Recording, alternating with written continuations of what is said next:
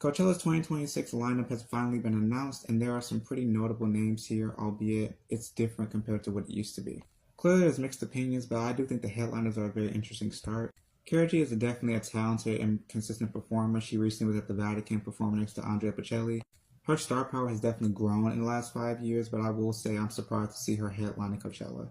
But she'll definitely be fine. I think she'll do a good job. Speaking of newfound star power, we do have Sabrina Carpenter, who has grown in the past 2 years. Despite the much wider success of this year's Man's Best Friend album and the polarizing reception to the album cover, yes, she is newer to the pop star mainstream appeal, but I feel like this is also where she got her big blow up because of the song Espresso on Coachella stage. It's pretty full circle, and I'm definitely expecting at least a solid performance all around. The biggest fish in the pond on this roster is Justin Bieber, who also released a new album this year, a surprise album.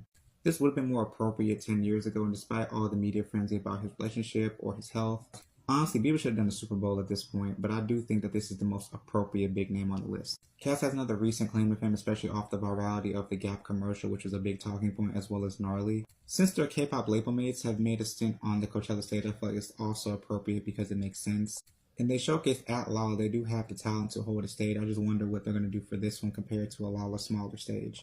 Big Bang with a nice surprise, especially after being delayed 5 years from their last Coachella stint. Admittedly, with a member down, I do feel like a Big Bang in 2026 performance is going to be very different from what we should have gotten. But it's still going to be a fan frenzy, and I mean, of course, Big Bang know how to perform, so it's going to be fine. For the announcement of Taemin, all I say is bring on the trauma you put on tour onto the stage like Jackson Wang did for his performance. Do not hold anything back, I am begging you. Especially post SM. Overall, as far as the whole lineup is concerned, it is reflective of the times of mass pop culture.